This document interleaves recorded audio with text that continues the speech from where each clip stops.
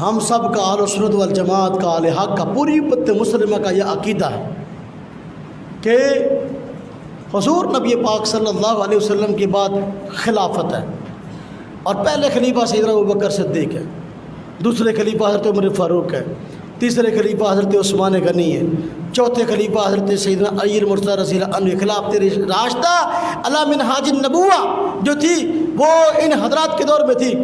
ہم خلافت کا اقرار کرتے ہیں اور ان خلفاء کو بھی اپنی جگہ حضور کا نائب تصور کرتے ہیں۔ جو نائب، توجہ کریں، جو نائب ہوتا ہے وہ اپنا جس نے نائب بنایا اس سے مقام مرتبہ میں بڑا ہوا نہیں ہوتا، نائب پیچھے ہوتا ہے، اور جس نے نائب بنایا وہ کہاں ہوتا ہے؟ آگے۔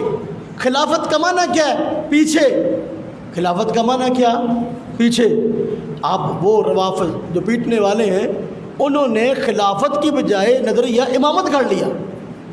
امامت کا معنی آگے، خلافت کا معنی کیا؟ پیچھے، امامت کا معنی آگے۔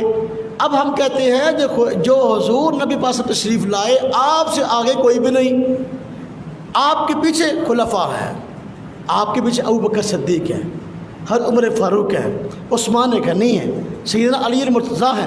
اب وہ کیا کہتا ہے؟ یہ خلافت نہیں بلکہ امامت۔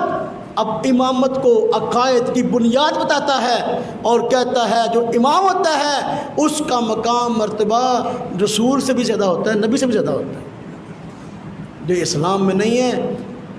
خلافت، خلفاء ثلاثہ کا انکار، خلافت کا انکار یہ الحاد ہے، اور امامت کا اصرار اور امامت پر اصرار یہ بدعت ہے، اور بدعت اعتقادی ہے۔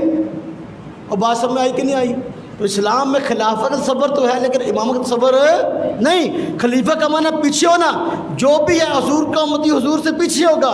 یہ کیسے ہو سکتا ہے بھی حضور کا امتی ہے اور مرتبہ مقام میں حضور سے بڑھ جائے گا؟ خمینی نے لکھا ہے امامت جو ہے، امام جو ہوتا ہے یہ رسول سے مرتبہ میں زیادہ ہوتا ہے۔ تو لہذا اسلام میں خلافت تو ہے، امامت نہیں ہے۔